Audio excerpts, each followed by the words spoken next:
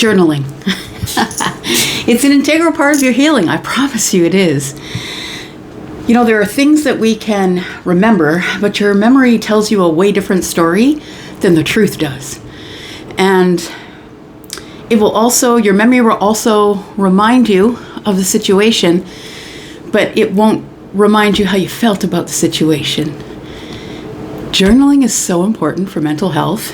It is so important for your children or your children's children or your brothers and sisters and mother and your aunts and uncles and maybe your nieces and nephews, for those of you who don't have kids of your own or don't plan on having kids of your own.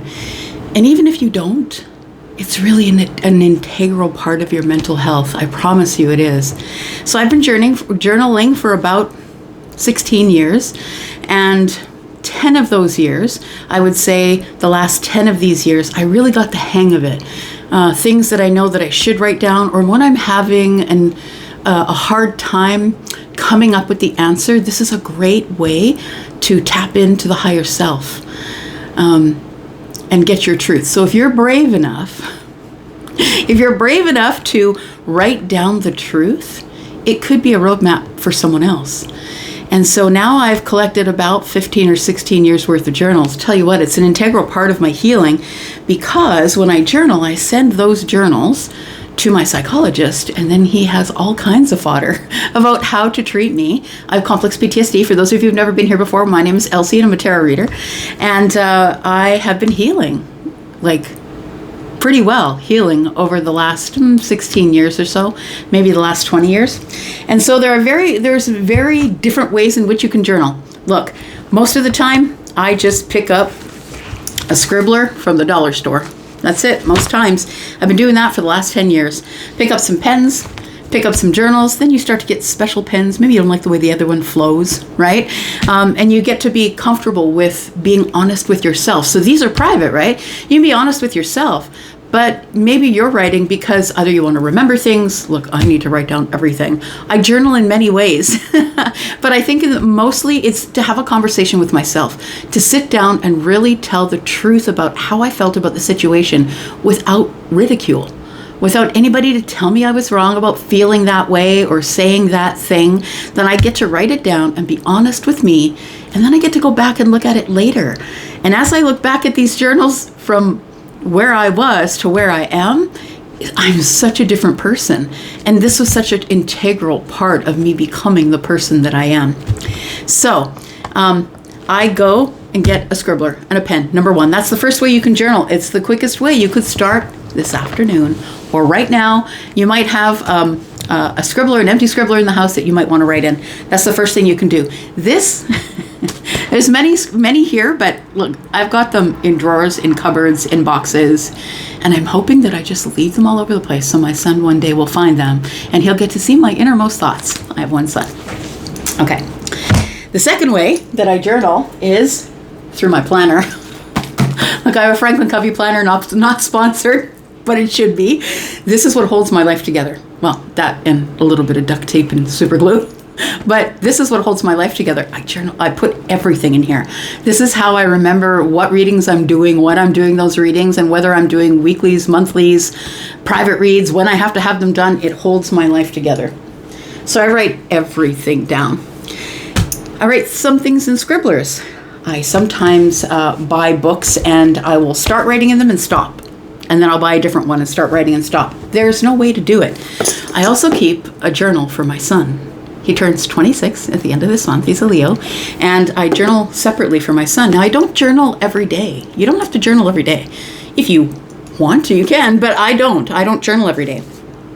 For my son, I probably only journal maybe 5 or 6 times a year. It's usually when something is going on in his life that is really important that I want to remind him of, or mom advice. You guys get it all the time if you're here listening to my readings. Mom advice, things that I can write down and not have to worry about, because I know that even one day when I'm no longer here, he's still going to have the mom advice. So I journal for my son. And this again is just a book that I picked up at a bookstore, and it just says ideas across the front. And it is what it is. When I feel like I'm inspired to write, I do. So I used to write things down only because I wanted my son to have a sample of my handwriting. See tears on the page possibly. So if I pour a cup of coffee on it, I still write on it. So he could figure out what was going on at the time. And then there are other books that I write in as well, besides my planner and these scribblers, and some of them are just a little more special. So this particular journal I got from my best friend. Now I say my best friend because she's been my best friend since we were in middle school. And at the age of 20, we kind of separated. She got married and life took me another place, and we stopped talking and we just got parted. And she found me 2 years ago. Her daughter did, actually. So she gave me this beautiful journal for a Christmas gift. And this one is really neat because I haven't written in it yet because I'm going to write stories about us in here.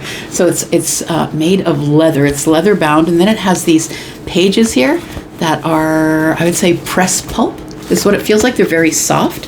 It has this leather bound thing. It's got this beautiful key on the end. It's really beautiful. And so I'm going to write things about us and our friendship and our childhood and things like that. I was out camping with some friends, and I came across, it was raining. We were in cabins and it was raining, and we went for a walk through town in this little town called Kenora that is in Ontario. I don't live there, but we were visiting there. And I walked into this beautiful store that I don't remember the name of, and I found this journal. Look, I walked into the store, and of all the things that were in that store, which was a lot of eclectic things, I saw this. Because look, really, right? Come on now. Of course it screamed my name from across the room. So it's really cool because it has this thing here that opens it. Again, it's got that soft paper that's been hand pressed, right? And so in this one, the Lovers is not necessarily always about love. It's about choices. So I think that this book is going to be all the good choices that I've made, the choices that have led me to my successes. This is also a journal that'll be left for my son. So your memory tells you things, and your journal is the actual truth. And so sometimes I go ahead and look back and try and learn from the wisdom that I've left. Some of it's not wisdom at all. Some of it's just a bitch fest. Some of it's just, I'm mad and I need to tell somebody, and that's what I'm writing down. It's not always that. But I just wanted to read you some excerpts so you get an idea of the things that I write down so you have a place to start. Because starting is at the beginning, and the beginning is up to you. And where you go from there, it takes you to a place that you never thought you'd be, I promise you. And even if you're a person who is not interested in seeing a psychologist, this is the way to healing, because it gets you tapped in to the higher self. And when you start writing, it's like you don't stop. You just keep writing and writing because the higher self is telling you what to write. Okay, so let's go through some excerpts here. Let's go through Nathan's first. This is a journal that I keep for Nathan, my son, and I only write in it a few times a year, but I like to put mom things in here, so he remembers the things, and because if I were to tell them to him, he'd forget them all, right? So, what was I going to read from here? Do we have here?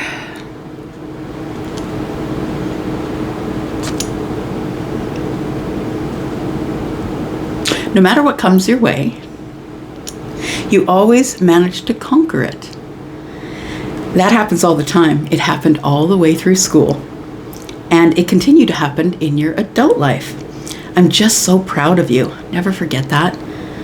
No matter if you win or you have to try again in order to win, I'm proud of you. I'm proud of you because you're brave, you never stop, you're always pushed forward, you support your friends so they can do the same for you. You've always been the leader. A kind, loving, strong, kick-ass leader. He's a Leo. I think that explains Leo. I'm so proud of you. You're a great leader, and you're going to be a great husband and an amazing father. You have your own kind of bravery, leadership. Never change for anyone. Do I have here? I hope you know what a great teacher you are. In fact, you've been my greatest teacher. I don't know what I would have added up to here on this earth without you learning all the lessons that you've brought to me.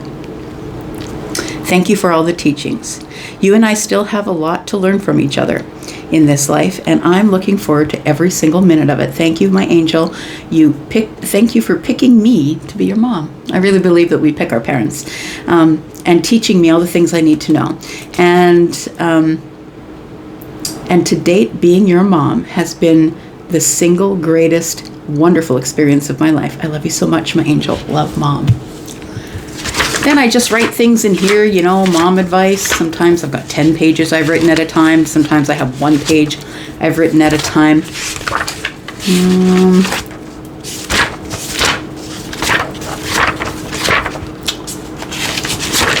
I think I might just leave it there. There's so much stuff here. Honestly, it's just... I gave him his astrology, told him that his astrology matters, and if he's interested in looking it up, where to go to look it up. I told him about my astrology and what I've learned about myself through my own astrology. So it's just a bunch of mom things, right? I talked to him about being his mom, being pregnant with him, and how much fun that was for me, all kinds of things. So I keep a separate journal for him. All right. Then there's my own journals. So it's funny because I was looking back, as I sometimes do, when I'm looking for answers to something. I sometimes look back at my journals to see where I was back there. It kind of gives me a little bit of inspiration, like, you're honestly going the right way, else it's okay. You're going the right way. And so I write to myself. Sometimes I just throw down, sometimes I throw down things that are like 5 or 6 pages long, and sometimes it's just a small paragraph or 2. And so this particular one was from June 28th, 1923. Sorry, 2023. I'm from the 1900s. Excuse me. Okay, sometimes it feels like I've been in jail for a really long time, and now I'm just doing my best to make it on the outside. That's what my awakening felt like. I no longer fit in anywhere. And I was like, I just feel like I've been in jail for so long that so much has changed, and I'm just trying to figure it out as I go along. And everybody's looking at me like I'm crazy. And I'm starting to feel a little crazy. So I said, I still feel out of place in this life that I'm creating for myself. I'm halfway between here and there. I know where here is, but I'm not really exactly sure where there is. Some days I feel like I'm just dangling out here in space, waiting for the next planet to float by. I feel as though I'm in the wrong spot always. I don't fit in anywhere right now. Maybe that is where there is. Maybe it's a place that I'll finally notice when I begin to fit in. Spoiler alert, I never fit in anywhere. I just became a leader of my own volition. Like, I just had to become my own leader because I didn't fit in anywhere. Maybe that is where there is. Maybe it's a place and I will finally be there and I'll finally fit in. The thing is, I'm not exactly mad that I don't fit in. I don't fit in right now. It's just a bit lonely at times is all. There's an oracle card in a deck that I own. What book? One was that? I didn't write it down, but I know which one I'm talking about. It's Wisdom of the Oracle, is what it is. There's one card that depicts a flamingo standing on one leg. It's wearing a crown. And the card is half in black and white and half in vivid color. That's all I wrote. And so that's where I felt like I was at the time. The time that I wrote this, I felt like I was in this place of the in-between. I was in like the muddy waters. I couldn't make sense of anything. And now I feel like I'm probably clearer or closer to the place where I want to be, but the outcome changes. And so that's why, as a private reader, when people say to me, tell me when, what's going to happen, and tell me when it will happen. The thing is that I am not a fan of that, because what if what you started the journey with is not the thing that appeals to you at the outcome? Because the Knight of Pentacles will take you on such a slow journey that you will look over everything in detail. And the ideas you began with are not necessarily the ideas that you come up with at the outcome. So what I realized is, looking through my journals, is how much time I wasted on love, on worrying about who liked me, worrying about who dumped me, worrying about who hurt me, worrying about how I felt about that. What a wasted time. There are so many things that I was pushing by the wayside to just look at all this junk. Like, that's the biggest lesson I've learned, is that it's really important to make sure that you have a keen eye for where you want to be. Because the journey as you begin it isn't necessarily what you want at the outcome. Because as you go through all of the journey and you start crossing all the T's and dotting all the I's and, taking time off the horse, sitting down, writing things, you start to realize that maybe it's not necessarily the place that you wanted to go at the beginning of the journey. It's not really your destination. Okay. Then there's this next page, and I don't know when I wrote it because it was just, it doesn't have a time label on it, but it was just a paragraph, and I must have been in a pretty bad place. So it says, I feel so invisible. I wonder if I'm here at all sometimes, but then finally Nathan sees me. So I felt like a ghost, right? But then my son would see me and I'd be like, yeah, I'm still here. He can see me. Obviously, I'm still here. I guess that's all I need. If all I ever have in this world is him, I could learn to be okay with that. Time passes as I stare at the floor. I don't know how long I've been sitting here. I can't remember if I've been thinking about anything. My mind is blank. At that time, I was having a really hard time with depression. I'm diagnosed depression and clinical depression and unmedicated. So I just use psychology and journaling and all of those things. It's just the way I deal with it. Other people are going to deal with it the way other people are going to deal with it, right? And we all deal with it different. I also have complex PTSD, which is a reason why I am always in weekly sessions or bi-weekly sessions. But I tell you what, no matter if you write it down, and I suggest that you start with writing it down because I think it's really important to have a record that you were here and for people to remember you for your handwriting and all your little doodles and all of your thoughts. But I went from collecting all of these scribblers all over the place to putting it online. So now I have a piece of software, a standalone piece of software that I'm using to write, but I also use it to journal. And then I'll journal it and send it off to my psychologist so he can decide just exactly what amount of crazy I am this week. So I hope that you will journal because it is a way to get to know yourself. It's a way to put your heart on your sleeve without anyone else knowing about it. So if you're a person who has a hard time sharing, if you're a person who really wants you really want the people around you to know or your children to know how you feel about something, it's really, really important that you journal. I do it for mental health, but now I do it just because I love it.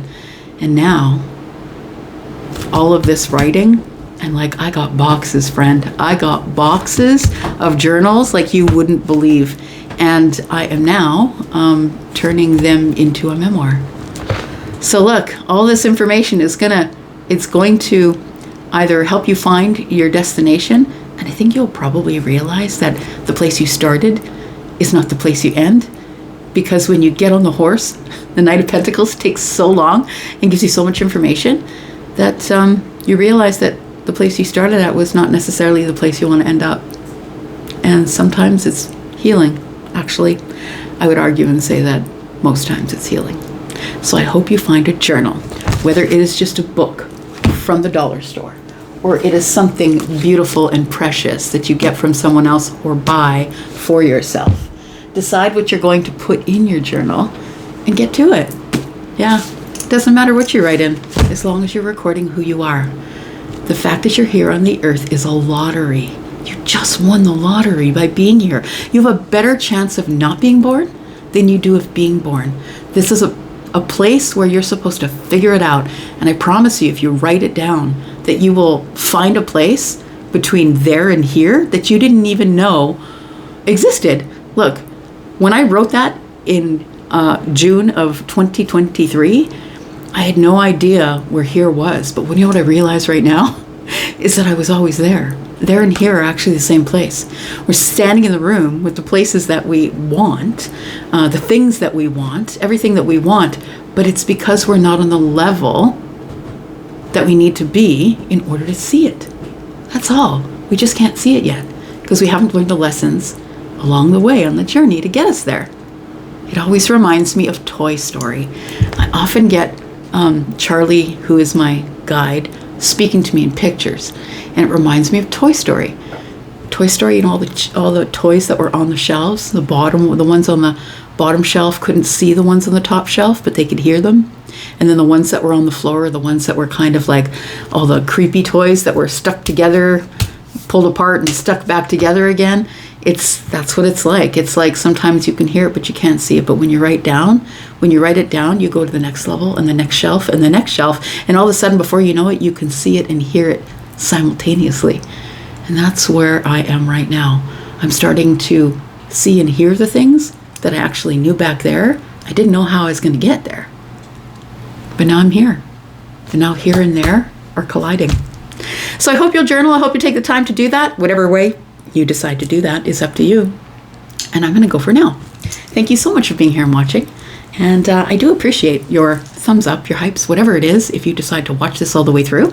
And if you do, thank you so much for doing that. I'm going to go for now. Take care of you. Bye-bye.